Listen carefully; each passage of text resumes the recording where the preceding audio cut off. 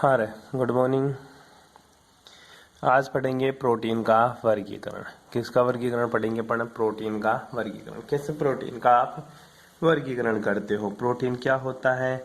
Protein amino acids के polymers होते हैं सारे के सारे तेरे। ठीक है। प्रोटीन का वर्गीकरण 3 प्रकार से किया गया। गुणों के आधार पर। गुणों के आधार पर जब प्रोटीन का वर्गीकरण करता है तो 2 प्रकार का होता है तेरा, रेशेदार प्रोटीन और गोलाकार प्रोटीन। रेशेदार मजबूत श्रृंखला वाले होते हैं, जल में अविलय होते हैं, प्रबल क्षार और अम्ल में क्या होते हैं? विलय होते हैं। एग्जाम्पल बाल, नाखून, त्वचा, हड्डियों की मांसपेशियों जोड़ने वाले रेशे सभी प्रोटीन के बने होते हैं। गोलाकार प्रोटीन क्या होती है? यह प्रोटीन गोलाकार संरचना होती है जो किसमें? जल और अन्य विलायकों के साथ तनु अम्ल और क्षारों में विलय होती है। सभी एंजाइम्स, हार्मोन्स में तेरा इंसुलिन हार्मोन, प्रतिरक्षी हार्मोन, हीमोग्लोबिन्स, ठीक है, ये सारी की सारी जो केसिन वगैरह है तेरी, ये सब गोलाकार प्रोटीन होते हैं। उसके बाद में संगठन के आधार पर वर्गीकरण। ठीक है। इस आधार पर भी प्रोटीन 3 प्रकार के, सरल प्रोटीन, संयुग्मित प्रोटीन और एक और होता, पढ़ेंगे आगे। इस प्रोटीन के पहली सरल प्रोटीन देख ले क्या है तेरी। ठीक है। सरल प्रोटीन के जल अपघटन से केवल एमिनो अम्ल प्राप्त होते हैं, किंतु इस प्रकार कुछ प्रोटीन के कार्बोहाइड्रेट व फॉस्फेट मूलक के रूप में भी उपस्थित होते हैं। ठीक है। जैसे तेरी सरल प्रोटीन की बात करो तो एल्ब्यूमिन, ग्लोब्यूलिन और ग्लूटेनिन, ये सारी की सारी तेरी सरल प्रोटीन होती है। संयुग्मित प्रोटीन क्या होती है? इसमें प्रोटीन में प्रोटीनी भाग के साथ अप्रोटोनी भाग भी जुड़ा होता है जिसमें प्रोस्थेटिक समूह होता है, जिसे प्रोस्थेटिक समूह कहते हैं। ठीक है। इसमें प्रोस्थेटिक समूह के रूप में कार्बोहाइड्रेट जुड़ जाए तेरा, फॉस्फेट जुड़ जाए तेरा, न्यूक्लिक अम्ल जुड़ जाए, वसा जुड़ जाए, आदि जुड़ जाए। ठीक है। वो तेरा संयुग्मित प्रोटीन कहलाता है, जैसे ग्लाइकोप्रोटीन, फॉस्फोप्रोटीन, न्यूक्लियोप्रोटीन और लियोप्रोटीन, ये सारे के सारे तेरे प्रोटीन। एक होता तेरा व्युत्पन्न प्रोटीन, तीसरा नंबर का।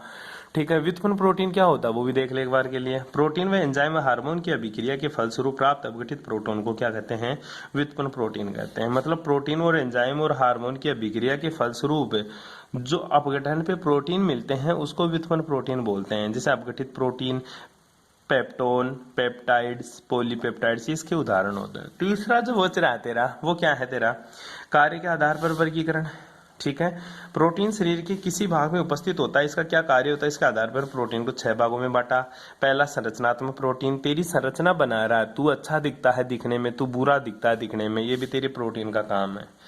मानव शरीर में उपस्थित कुछ प्रोटीन का आधे से अधिक भाग इस प्रकार का होता है कि ये प्रोटीन अस्थि, उपास्थि, त्वचा का निर्माण करते हुए शरीर की रचना का निर्माण करते हैं। जैसे तेरा केराटिन प्रोटीन, कोलेजन प्रोटीन, ये सारी की सारी तेरी संरचना बनाती है। नेक्स्ट, केराटिन प्रोटीन और कोलेजन प्रोटीन। संकुचित प्रोटीन की बात करें, दूसरा संकुचित, ये प्रोटीन मुख्यतः मांसपेशियों में पाया जाता है जो मांसपेशियों के संकुचन को नियंत्रित करता है। जैसे तेरा myosin protein, actin protein. Hormone, कुछ प्रोटीन हार्मोन के रूप में भी होते हैं जो शरीर में संदेहक वाहक का काम करता है, जैसे तेरा इंसुलिन हार्मोन। ठीक है। ये तेरा हार्मोन में उपस्थित है। एंजाइम, कुछ प्रोटीन एंजाइम के रूप में कार्य करते हैं जो शरीर में जैव रासायनिक अभिक्रियाओं को उत्प्रेरित करते हैं। ठीक है। और साथ साथ उसको नियंत्रित भी करते हैं, जैसे तेरा ट्रिप्सिन, जैसे तेरा पेप्सिन। इसके साथ ही अपन 5वां प्रोटीन की बात करें तो वह है तेरा प्रतिरक्षी, एंटीबॉडी। ठीक है। जो तेरी एंटीबॉडीज होती है बॉडी के अंदर, वो सारी की सारी भी प्रोटीन की बनी हुई होती है। शरीर के संक्रमण प्रतिक्रिया के फलस्वरूप विशिष्ट पदार्थ बनते हैं जो संक्रमण को रोकते हैं। जैसे तेरे कोरोना हो जाए तो कोरोना को रोकने के लिए कोई एंटीबॉडी जनरेट होगी तेरे शरीर में। ठीक है। वो भी प्रोटीन की ही बनी हुई होती है। ठीक है। ये पदार्थ प्रतिरक्षी और एंटीबॉडी कहलाते हैं। रक्त में जो ग्लोब्यूलिन पाई जाती है, गामा ग्लोब्यूलिन, ठीक है। एक होती है लास्ट वाला तेरा रक्त प्रोटीन। रक्त में उपस्थित प्रोटीन जैसे हीमोग्लोबिन, फाइब्रोसिन, एल्यूमिनियम आदि रक्त प्रोटीन कहलाते हैं। इस प्रोटीन का कार्य रक्त के परिसंचलन, दाब को नियंत्रित रखना, रक्त को स्कंदित होने से बचाना और शरीर में ऑक्सीजन का प्रवाह करने का काम किसका होता है? तेरा रक्त प्रोटीन का होता है जी। इसके साथ ही प्रोटीन की संरचना कैसी होती है, इसको 3 तरीके से अपन अध्ययन करेंगे प्रोटीन की संरचना को। पहली है तेरी प्रोटीन की प्राथमिक संरचना। प्रोटीन में अनेक एमिनो अम्ल अणु पेप्टाइड बंध के द्वारा जुड़कर पॉलीपेप्टाइड श्रृंखला का निर्माण करते हैं, जिसमें निश्चित प्रकार के एमिनो अम्ल एक निश्चित संख्या में विशिष्ट क्रम में उपस्थित होते हैं। बताया पहले भी, प्रोटीन किसका बना होता है? एमिनो एसिड्स का क्या बना होता है? तेरा पूरा का पूरा प्रोटीन बना होता है। पॉलीपेप्टाइड श्रृंखला में एमिनो अम्लों के प्रकार, संख्या व उसकी विशिष्ट क्रम का अध्ययन प्रोटीन की प्राथमिक संरचना में किया जाता है कि कितने तो मैं एमिनो एसिड्स लूंगा, ठीक है, और एमिनो एसिड्स के कौन सा क्रम यूज करूंगा, वो सारी की सारी अपन प्राथमिक संरचना में बात करते हैं। इसके लिए प्रोटीन के जल अपघटन द्वारा पॉलीपेप्टाइड श्रृंखला तथा पॉलीपेप्टाइड्स के जल अपघटन से एमिनो अम्ल के अणु प्राप्त करते हैं। मैंने पहले बताया पॉलीपेप्टाइड्स को, पॉलीपेप्टाइड्स होता क्या है गुरुजी, पेप्टाइड श्रृंखला बनती है। अभी बनाया तूने पेप्टाइड श्रृंखला, पेप्टाइड्स बॉन्ड बनाया, उसका जल अपघटन कर दे, फिर पता चल जाएगा तेरे को कि इसमें कितने एमिनो अम्ल समूह जुड़े हुए हैं। ठीक है, यह है प्रोटीन की प्राथमिक संरचना ज्ञात करने का तरीका। आगे देख, किसी प्रोटीन में एमिनो अम्ल के एक अणु की स्थिति परिवर्तित होने पर प्रोटीन के गुणों में भी परिवर्तन आ जाता है। ध्यान रखना, बहुत इंपॉर्टेंट बात है। अगर गुरुजी प्रोटीन के अणुओं की संख्या बदल गई, प्रोटीन में उपस्थित एमिनो अम्ल के अणुओं की संख्या बदल जाए तो तेरी प्रोटीन भी बदल जाती है। जैसे रक्त प्रोटीन, हीमोग्लोबिन, एमिनो अम्लों की संख्या कितनी होती है, 576 इकाई होती है। 574 यूनिट से एमिनो एसिड्स मिलकर एक तेरा हीमोग्लोबिन का प्रोटीन बनाता है। ठीक है, अगर इसमें से थोड़ा सा भी ऊपर नीचे हो जाएगी प्रोटीन की इकाइयां तो एक तरह का रोग हो जाता है, जिसका नाम क्या होता है, सिकल सेल एनीमिया रोग होता है। याद कर, तूने पढ़ा था कक्षा 10 के अंदर, सिकल सेल एनीमिया रोग प्रोटीन की कमी से होता है। और प्रोटीन में क्या होता है, एमिनो एसिड्स, और एमिनो एसिड्स की इकाइयों की संख्या में अगर तूने कमी कर दी तो तेरे को सिकल सेल एनीमिया रोग हो जाएगा। वो तो पहले ही है सर, कमजोर है ना तू, कमजोर प्रोटीन की कमी की वजह है।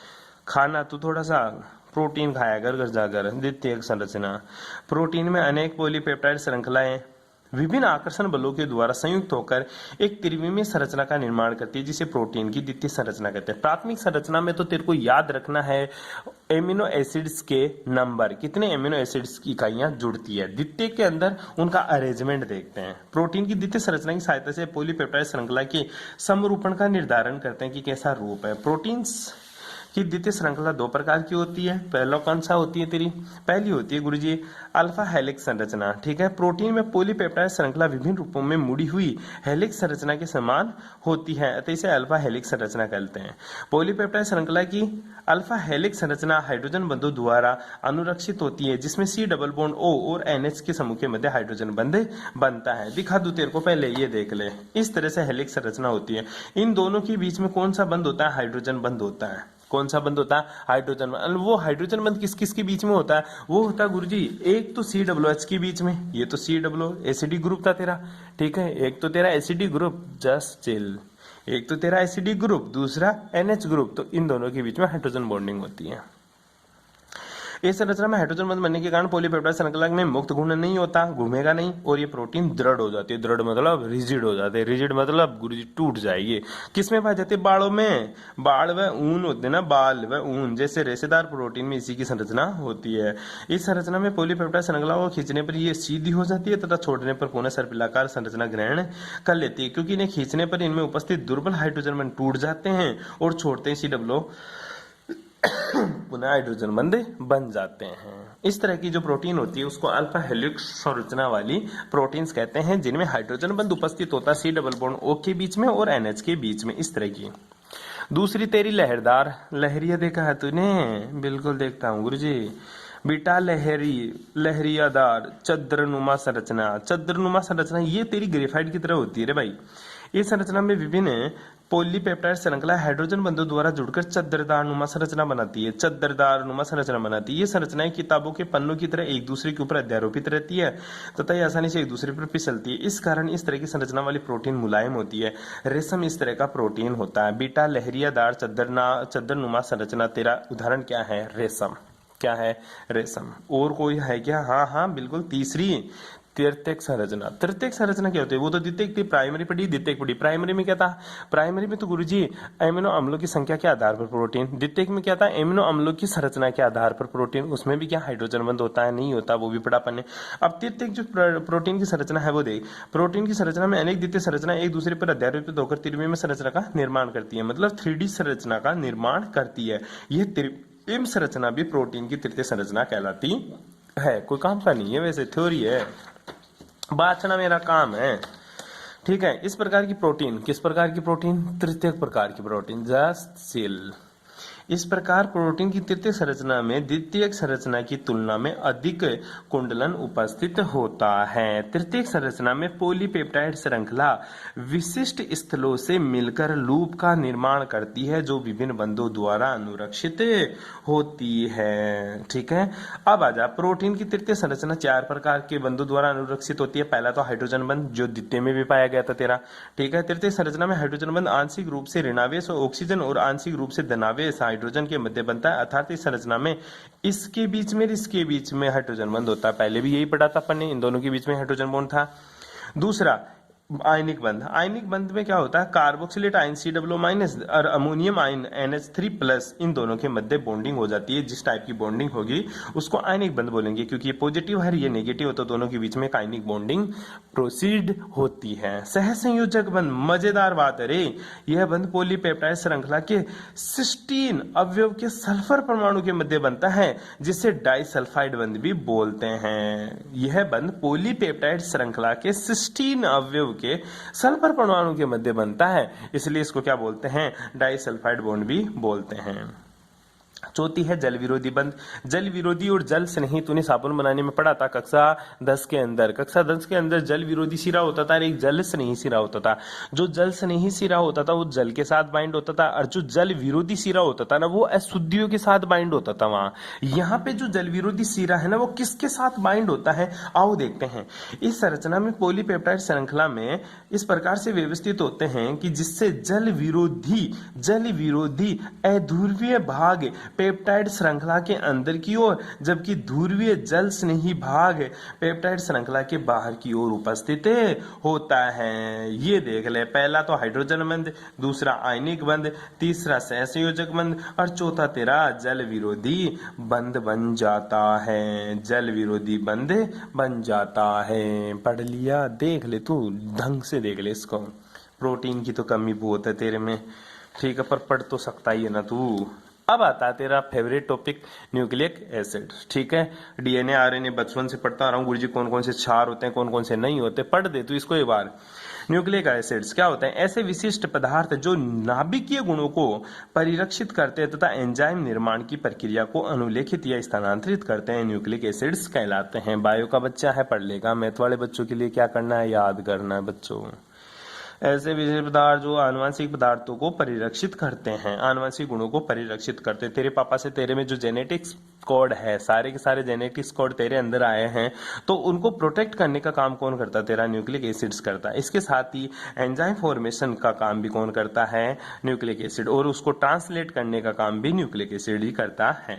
कोशिका में न्यूक्लिक एसिड्स न्यूक्लियोप्रोटीन्स के रूप में प्रेजेंट होता है, जिसमें जल अपघटन से मतलब हाइड्रोलाइसिस से न्यूक्लिक एसिड्स व प्रोटीन क्या कर लेते हैं, सेपरेट कर लिया जाता है। न्यूक्लिक एसिड 2 टाइप के होते हैं। First deoxyribose nucleic acid DNA, second is ribose nucleic acid RNA। ठीक है, किसमें उपस्थित होता है, मेनली ये किसमें होता है, सेल्स के सेंटर में उपस्थित होता है, और ये सेल के जो भी तेरा कोशिका द्रव्य होता है, ठीक है, सेल लिक्विड होता है, उसके अंदर उपस्थित होता है तेरा कौन, RNA। और DNA किसमें होता है, सेल में होता है। मेरे को नहीं पता, जैसा लिखा हुआ वैसा बाल रहा हूं मैं, तो तू भी बोल लिया ना।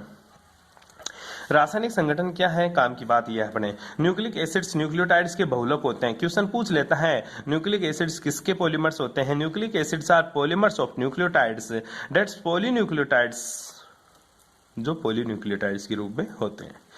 न्यूक्लिक एसिड्स 3 रूपों में होते हैं। पहला नाइट्रोजनिक क्षारक, nitrogen containing basicity basic, pentose शर्करा और फॉस्फोरिक एसिड। ये बहुत इंपॉर्टेंट है फॉर बायो के लिए भी, फॉर कंपटीशन एग्जाम के लिए भी, और तेरी BSc को पास करने के लिए भी। नाइट्रोजनिक क्षारक होते हैं, पेंटोज शर्करा होती है और फॉस्फोरिक एसिड होते हैं। 3 चीजों से मिलकर बना होता है तेरा न्यूक्लिक एसिड्स। अब पहली बात आती है गुरुजी नाइट्रोजनिक क्षारक कौन से होते हैं।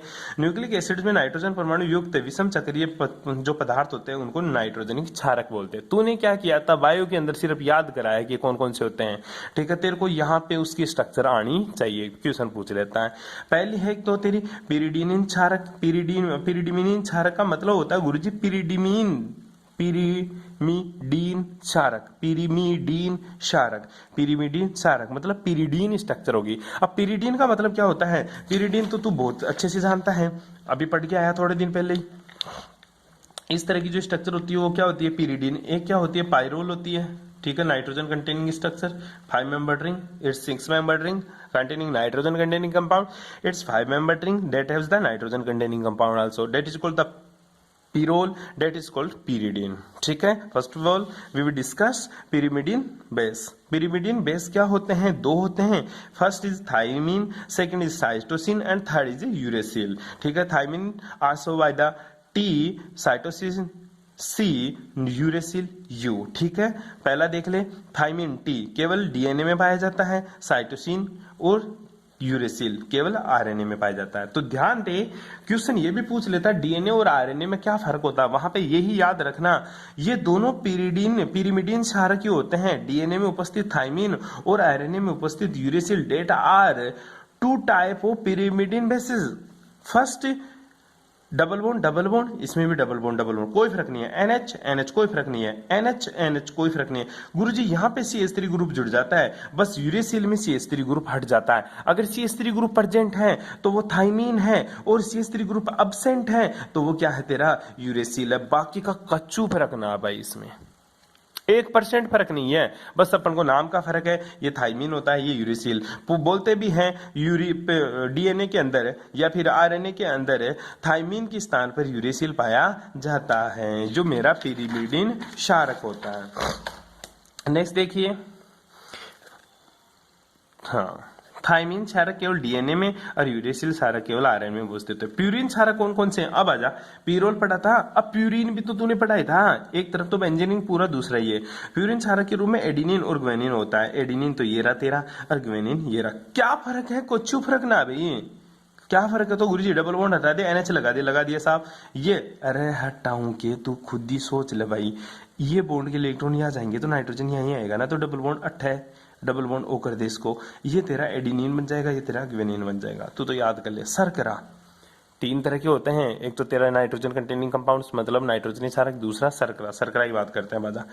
न्यूक्लिक अम्लों में 2 प्रकार की पेंडो शर्करा उपस्थित होती है, डीऑक्सीराइबो शर्करा आरएनए में, और डीऑक्सीराइबो शर्करा तो डीएनए में, और राइबो शर्करा किसमें? आरएनए में उपस्थित होती है. ठीक है, तथा D2 डीऑक्सीराइबो शर्करा डीएनए में उपस्थित होते हैं. डी राइबोज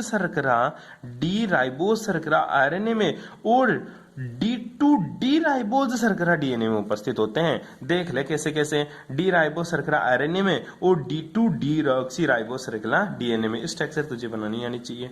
फॉस्फोरिक एसिड तीसरी चीज क्या है तेरी? Phosphoric acid. शर्करा हो गया, फॉस्फोरिक एसिड होता है H3PO4. क्या होता है तेरा? H3PO4. ये देख ले, H 1 2 3 P ये रहा और 4 ऑक्सीजन, इसको बोलते हैं H3PO4. अरे तेरे को दिखाई नहीं? आ ले, अब देख ले, चिल्लाने लग जाता है. फॉस्फोरिक एसिड ऐसा होता है मेरे भाई, देख लिया इसको. अब क्या है, न्यूक्लियोसाइड्स क्या होते हैं, न्यूक्लियोटाइड्स क्या होते हैं, वो अपन पढ़ेंगे नेक्स्ट क्लास में. Thanks for cooperation.